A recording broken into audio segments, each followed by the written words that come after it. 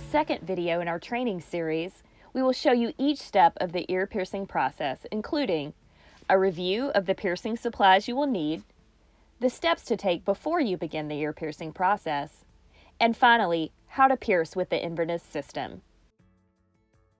Before we show you how to pierce ears with the Inverness system, let's review the supplies you will need each time you perform an ear piercing. 1 pair of sterilized piercing earrings, your Inverness piercing instrument, a surgical marking pen, 2 packages of alcohol towelettes, a mirror, a fresh pair of single-use disposable gloves, soap or hand sanitizer for cleansing your hands prior to piercing, the release authorization form, aftercare instructions for review, and ear care solution for your customer to take home. To begin the ear piercing process, have your customer choose and pay for their piercing earrings and ear care solution. Next, have your customer review, fill out, and sign the release authorization form.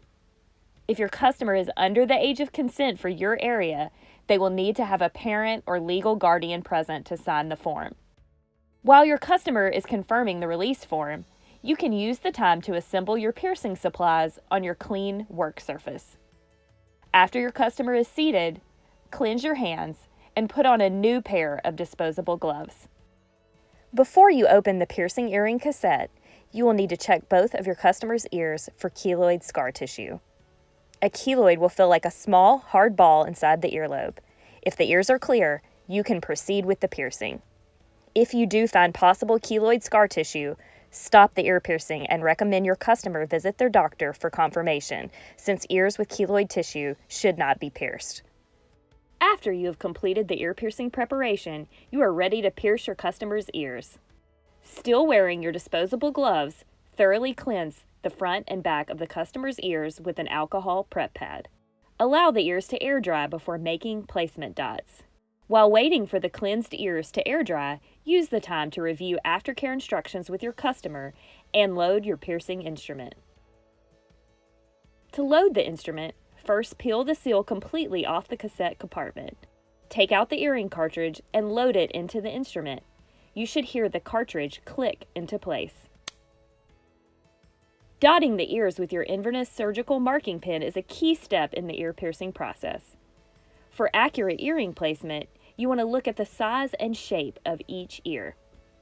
To find the ideal location for the first piercing, follow the natural line of the ear and imagine a circle in the center of the earlobe. A first earlobe piercing should be located in the center of that circle. Start by placing a small dot on the first ear. Have the customer approve that dot by looking in the mirror before placing a matching dot on the other ear. Make sure your customer approves the dots on both ears before piercing. If the customer is unhappy with your first placement dots, simply use an alcohol towelette to wipe off the dots. Once the ears are dry, start again. For best piercing placement, stand directly in front of your customer with your shoulders squared off with theirs. Hold the instrument firmly in your dominant hand with the handle in your palm and your index finger securely over the top. Position the instrument against the back of the ear and use your other hand to hold the ear for stability.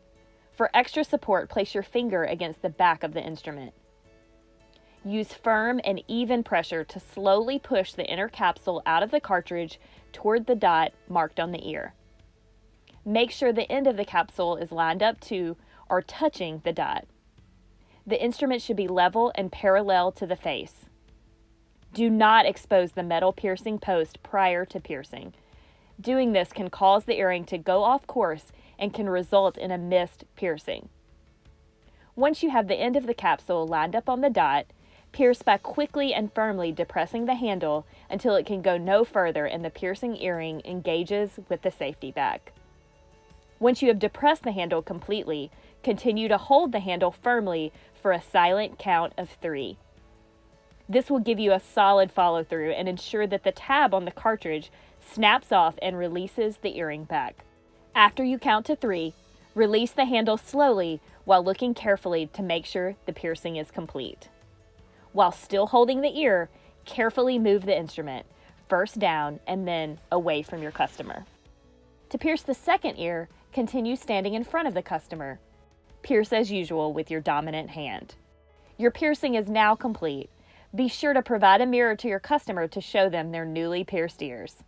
After your customer leaves, press the button on the bottom of your instrument and eject the used cartridges directly into the trash and clean up your workspace. That's it! As you can see, piercing ears with the Inverness system is safe, gentle, and easy. The next videos in our series will cover what to expect and how to care for newly pierced ears, and piercing tips and tricks from Inverness pros. Thanks so much for joining us.